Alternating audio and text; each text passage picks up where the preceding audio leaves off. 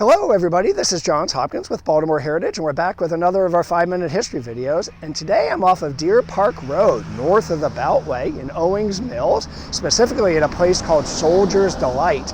Today it's a protected environmental area, but if we turn the clock back 200 years, there would have been a young Baltimore geologist, Isaac Tyson, mining the dickens out of this, pulling out chromite to make paint pigments. He went on to hold a virtual monopoly on the world's supply of chromite, and in the process gave us the yellow taxi cab and the green park bench, among other things. But let's go back and start at the start. Who was this Isaac Tyson? Well, he was born here in Baltimore. His father was a grain merchant, and as a young man, I think still as a teenager, he found himself shipwrecked off of the coast of France from one of those grain ships.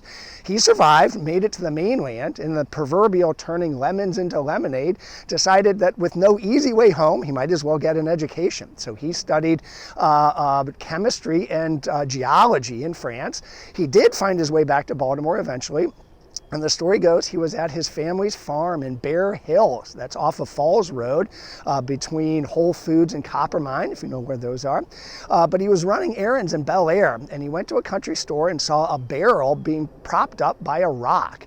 And now loads of people had passed by that rock and not given it a second thought, but loads of people did not have training in geology in France and know that that was chromite, and if it was processed correctly, it would produce pigments the likes of which the world had never seen. So probably keeping that to himself, he asked the store owner, "Where'd you get that rock?" He pointed over to a field. So Tyson walks over and asks the farmer about it. Lo and behold, there's lots of chromite there. When he gets back to Bear Hills, his family farm, he finds that there is chromite there. And right around 1808, 1810, he starts quarrying it, mining it, sending it over to London. Then he comes over here to Soldier's Delight, where there is more chromite, and starts mining it here. The thing that this area here, Soldier's Delight, has in common with Bear Hills is that it is serpentine barren. Serpentine barren is made from an ocean stone. If you want to know what it looks like, you can check out Mount Vernon Place United Methodist Church or St. John AME Church. They're both made with this green serpentine stone. And it's unlike other stone in that when it kind of erodes over geologic time, it mostly dissolves, leaving very little topsoil. And the topsoil that's left is high in magnesium, a level that's toxic to most other native plants, and low in nutrients like calcium that plants need to grow. So there's only a few kind of plants that grow here. There's sort of the prairie grasses and sedges and kind of stumpy bur oaks, unlike what's over on, say, the hillside next to it. But incidentally creates great environment for things like dragonflies and butterflies and other animals that are not found commonly in other places. But we're talking about rocks, not animals, so let's jump back here. So what Tyson realizes, is one of the first to realize, is that there's a correlation between serpentine barren and chromite. And in fact, Maryland had upwards of 100,000 acres of serpentine barren when English settlers first arrived. It was called the Great Maryland Barren. So what does Tyson do? He starts walking up through Maryland, buying up every farm he can find that's got serpentine barren as part of it. Then he walks into Pennsylvania and does the same. Then he walks down to Virginia and does the same. And he has a huge amount of serpentine barren / chromite to extract. Now, he's not the first to extract chromite. In fact, there was one place that was really the world's leading supplier at the time, and that was in Siberia. But as luck would have it, just as Tyson is buying up farms here in Maryland and Pennsylvania, the chromite in Siberia basically runs out. So he now finds himself with virtually the world's monopoly on chromite. And then he decides that he doesn't need to ship it to London to process. He's got a degree in chemistry as well as geology. So in 1845, he sets up the Baltimore Chromium Works on a street called Block Street in Fells Point, on the edge of Fells Point. Today we call that Harbor East. Stay tuned, we'll get to that in a second. And out of the Baltimore Chromium Works come pigments like ochre, this deep yellow that was really new to the world. One person who really liked that was Princess Charlotte. She was the daughter of King George the Fourth.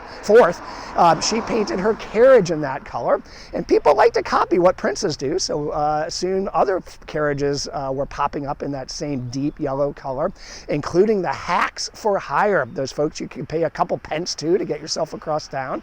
And then when taxi cabs took over, they retained that yellow as their signature sort of public transportation hue, if you will. And finally, I think the first place that ochre showed up on the streets was in Fells Point. Those signature yellow lines that keep traffic separated, that also was coming out of Tyson's Baltimore Chromium Works at the time. One other color that Baltimore Chromium Works gave us was that deep green that we find in park benches throughout the world. The Chromium Works facility got bought and sold to several different companies.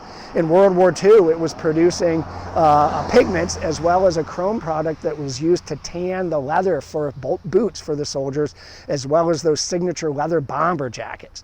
So that was the good side of chromium processing. The bad side was the byproduct, hexavalent chromium, a horrific carcinogen. If you know the story of Aaron Brockovich, or if you've seen the movie, you know how devastating that can be to individuals, to families, to entire communities. From 1845, when Baltimore Chromium Works was set up, until almost when it shuttered in 1985, hexavalent chromium was being disposed of on site. So we should probably do a whole video on turning Chromium Works into Harbor East, one of the most desirable addresses now for offices and restaurants. But the short story is pretty near $100 million in environmental cleanup and stabilization, a huge concrete cap, a retaining wall to the harbor gets us the Harbor East that we have today.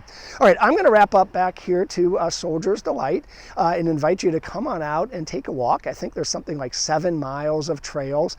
Wonderful ecology, really unusual. And if you do so, maybe think about Isaac Tyson and that rock in the shop in Bel Air. Say thank you for his deep yellow ochre, and hopefully the double yellow lines that you did not cross on your way out here. Thanks so much, and we'll see you next time.